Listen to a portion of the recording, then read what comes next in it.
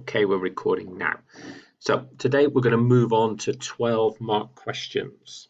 Now, 12-mark questions obviously are the evaluate question. What does evaluate mean? Well, if you look at your syllabus, it says to write an extended answer applying knowledge of specification content to reach a supported conclusion about an economic situation. So you have to show knowledge of whatever the chosen content is from the question. You have to look at different ideas, different opinions, and come to a conclusion about a particular situation that you are presented with. Okay, now this is the overview for the 12-mark questions.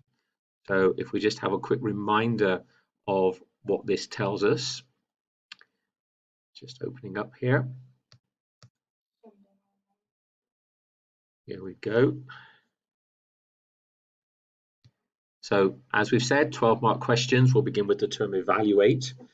If you want, it might be easier to think of 12-mark questions as 3 4-mark questions. So you've got the assessed outcomes, 3 different assessed outcomes, just like with the 9-mark question, but this time they are worth 4 marks each. Okay. You will have one 12-mark question on each paper, paper 1, paper 2. So it's worth 12 out of 80 marks, which is approximately 15%. So it might be that you have to make a decision about how much do you want to focus on the 12-mark questions, how much time do you want to put into the 12-mark questions, or is your time going to be better spent elsewhere? That's a personal decision, okay? But it's the same categories as with the 9-mark question, and the first two, A02 and O3, the same as the 6-mark question. So it's application, it's analysis, it's evaluation. So demonstrate understanding and apply economic knowledge using appropriate terms, concepts, theories, and calculations. Select, organize, and interpret information from sources to investigate and analyze economic issues, and then evaluate economic information to make reasoned judgments and draw conclusions. So to get to the top mark band, what do you need to do? Well, you need to demonstrate specific and accurate knowledge. There needs to be the appropriate application, use of economic terms, concepts, theories, and calculations. You need to present information which demonstrates excellent selectivity and organization. Your reasoning should be coherent and logical, and your interpretation of information will be excellent. You have to offer more than one viewpoint. Your argument is balanced, and you have an evaluation that demonstrates awareness and understanding. A supported judgment or conclusion is present. And as it says here, the best answers will apply the STEM information throughout. So in every paragraph, in every point you are making, you have to use information from the case study. Okay, now this is a suggested structure that Mr. Ray has put together. Define key terms, show understanding of the question, introduce the first point, analyze it, introduce second point, analyze it, look at alternative viewpoints, analyze them, come to a conclusion. Okay, and here's one we've looked at before, looking at t-shirt production. And I think this is one you did in a paper before, giving you an idea of how to answer it. All right, and how that fits into the mark scheme. Now, what I want us to do today is I want to look at this question.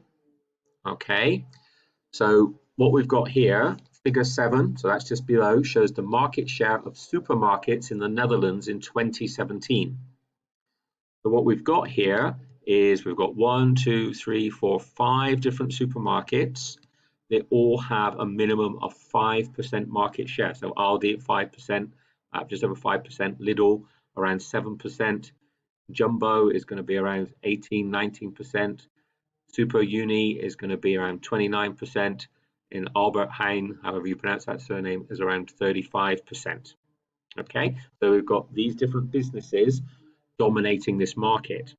And the question says, with reference to the data above and your knowledge of economics, evaluate how firms, so we're applying this to firms, we're not applying this to customers, we're not applying it to the government, we're applying it to how firms might be influenced by competing in an oligopoly such as supermarkets in the Netherlands. So this is an example of an oligopolistic market. What does that mean for firms? How does that impact or influence firms' behavior? So the first thing I want you to do is I want you to spend some time reviewing the relevant subject content. So oligopolies, have a look at oligopolies. What are oligopolies? What does it mean for firms who operate in an oligopolistic market? Okay, and then you're going to have a go at the answer. So the mark scheme I've put underneath. Okay, let me just update this a minute.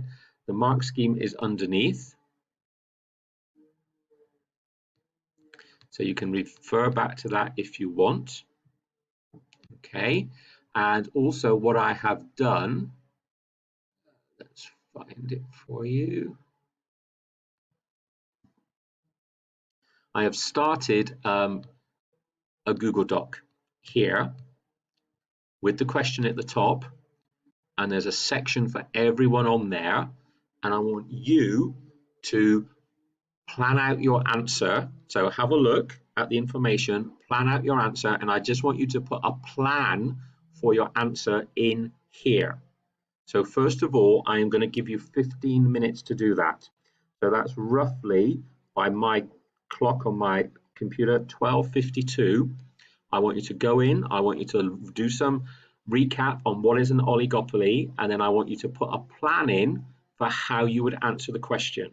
So don't answer it yet, just a plan. And then at 12:52, I want you all to come back into the Google Meet, and we're going to have a look at some of the things you've put in there. Right, I'm just going to stop